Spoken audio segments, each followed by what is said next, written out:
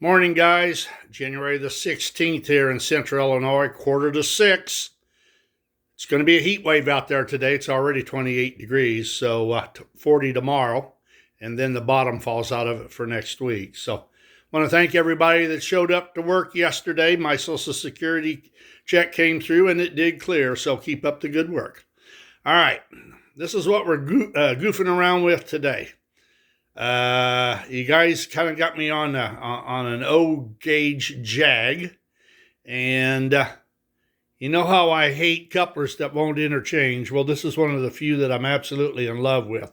This is a PreWar Marx with the one-way couplers on them. Really a bunch of neat cars. I never had a whole lot of use for Marx. I've always considered it a cheap line, and I think that was a mistake on my part. Back when I started doing this stuff 45 years ago, you could buy Marx for virtually no money at all. 10, 15 bucks would buy you a set, buy you a streamliner, and you maybe pay more for an Army set. You could probably, one of those pre-war would probably cost you maybe 50 or 75 bucks, but compare that to the early Lionel, where you've got the motorized cannon and the artillery cars that it pulls behind it. But what I've got here is a Commodore Vanderbilt, an 040 engine. And what I like about their cars is this. And I'm not a Max aficionado, so of course be sure to correct me, because I will probably be wrong. But I do believe that their early cars had red frames. And then for some reason, after that fact, they went to black frames. So I've tried to collect where I can a tank car that's in a red frame or tank car that's in a black frame. The same way with the hopper cars. Got a red frame one there, got a black one. The other thing that I found interesting with their freight cars, and I know there's a lot more that goes with this. In fact, I think they're receiving I think they had a Searchlight car with the one-way couplers. I've never gotten around to buying one of those, but it was the gondola. Now, I don't know that this is all the stuff that they actually sold with their gondolas, but they sold gondolas with loads, and this has got razor blades in it. It's got all kinds of stuff, and it was an advertising deal, but they actually sold their gondolas with this stuff, and the stuff that's in it isn't repro. It is from the time. It's from before the war. But what I'm getting at is, they produced a high-side gondola, and then they produced a regular low-side gondola. Now, there's another gondola out there that's just like this one, and it's got milk jugs in it. I don't have that particular gondola. Sometimes that's hard to find with the original insert, and I don't know. I think the jugs are wood, but I'm not sure. But these are nice little cars. They also made a nice collection of box cars. Here again, one of my favorites. I like the cattle cars. But there's a whole bunch of lithography cars in different colors. And they just make, these are in 3/16, but they make a real nice little set to pull. I'll tell you what, I even like their little tin caboose. I think it's well proportioned. So this is one of the things that I actually just started getting into here about, I don't know. I think I've only had this for 4 or 5 years. But here's something that you might be interested in. These, let me see if I can get it unhooked. Whatever, one hand got that done. All right. The pre-war locomotives have what I call some guys call it a 3-piece pickup. I call it a 2-piece pickup. Post-war was one solid copper plate all the way across there. Also, this has spoked wheels. I believe after the war, and they made this locomotive before and after the war, but sometimes the only way to tell the difference is what type of a motor they've got in it. And I believe after the war, they didn't use spoked wheels, they used Baldwin wheels. So that's how you kind of figure out whether one is a pre-war or a post-war locomotive.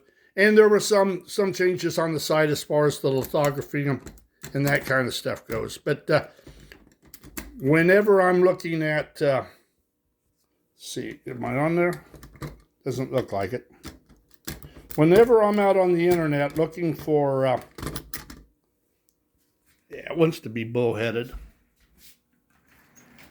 When I'm out on the internet looking for Marx, that's one of the things that I look at is the wheels and the pickup.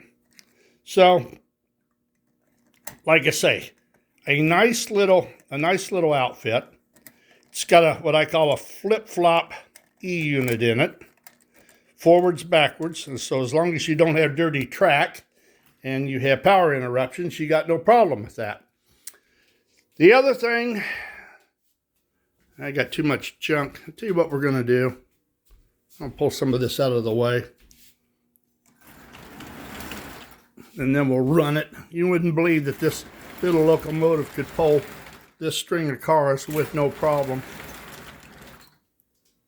The other thing we're working on is the dump trolley. And I'm really having some good luck with it.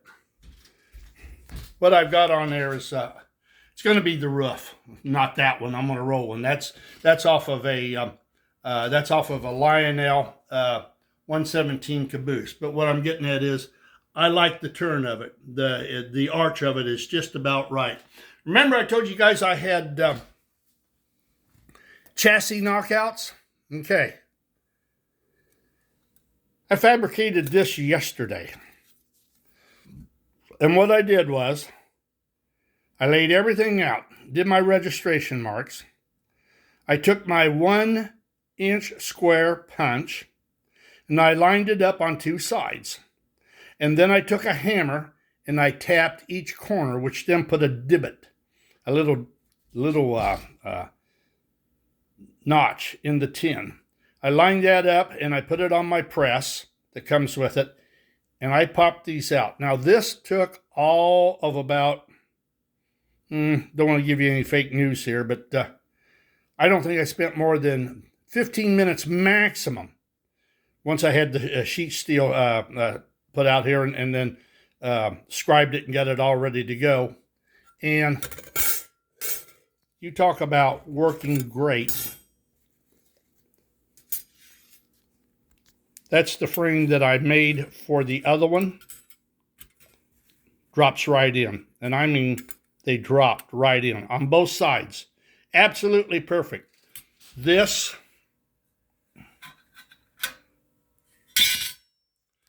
was all done by hand. I would imagine it took me right at, in real time working on it, because I worked for a little while and then I quit because my hands get to hurting. But I would imagine I spent an hour and a half drilling out the center, nibbling it, and then putting a straight edge on it and filing it down to the registration marks. So this really, really worked nice. Now the only other thing I'm going to do is from the top down about 2.5 inches, find center. That's where the headlight will go on that. So we're in the process of getting this done. Then the next thing I have to do, I got to solder a rail on both sides here so that I can slide the roof on. So, something else, and I couldn't find where it at. I've got other materials. But something else that I could have done is I have 1x1 brass tubing. Now I could slide that in the hole, solder it up, and I could make a window sill that projected out even farther. You could do numerous things with this, but that was something else I had thought about doing. And the other thing I might do, I've got sun visors on these windows. I don't know, I may put sun visors on this. I mean, real trains had sun visors. You see them on the diesels, you see them on some of the other stuff. So I may do that, I may not. It just depends on how things look. But that is how we're coming along with the power dump. And like I say, those knockout punches were absolutely fantastic.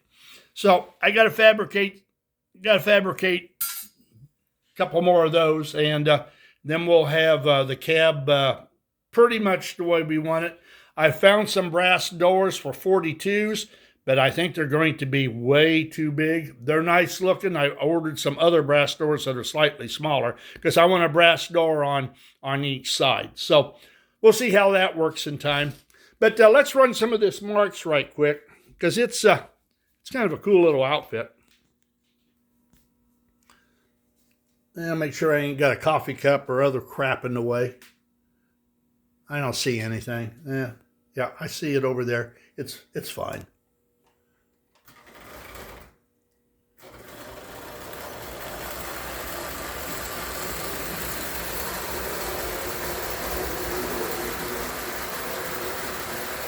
That is, other than the gondola that's sitting up on the side, that's every bit of Marx that I've got pre-war. But I wouldn't mind getting a Canadian Pacific or whatever it's called. I'd like to have one of those. Look at those wheels turn, and I don't even have much power applied to it.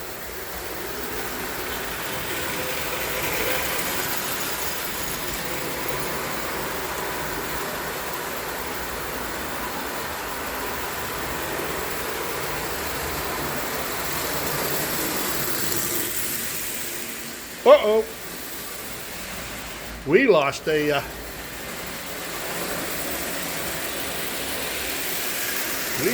train. Well, let's see if it will. It's supposed to have automatic couplers. Let's see what will happen.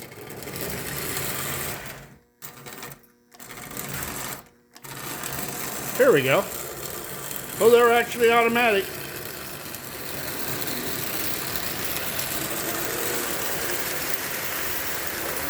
Not bad for a cheap toy, guys. A lot of play value in that thing.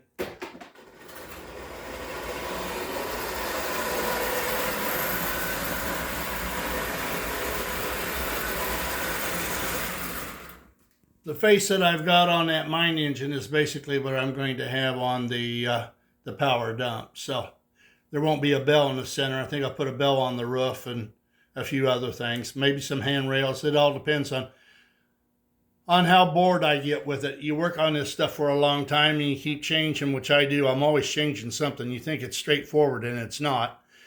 So we'll see how far I go with it. But so far, everything's turning out really nice. But yeah, I had to show you guys the Marx. I had forgotten all about it. This is probably only the third or fourth time I've ran it in the last 5 years. I got my two extra soldiers there to guard the bridges. So we're getting a nice group of military here. I love that stuff. I really do. The cast iron toys are my favorite. They didn't do much with cast iron after the war. Basically lead and plastic. All right, guys, that's it. You have a good Thursday. We'll talk with you all later. Be careful out there. Toodaloo.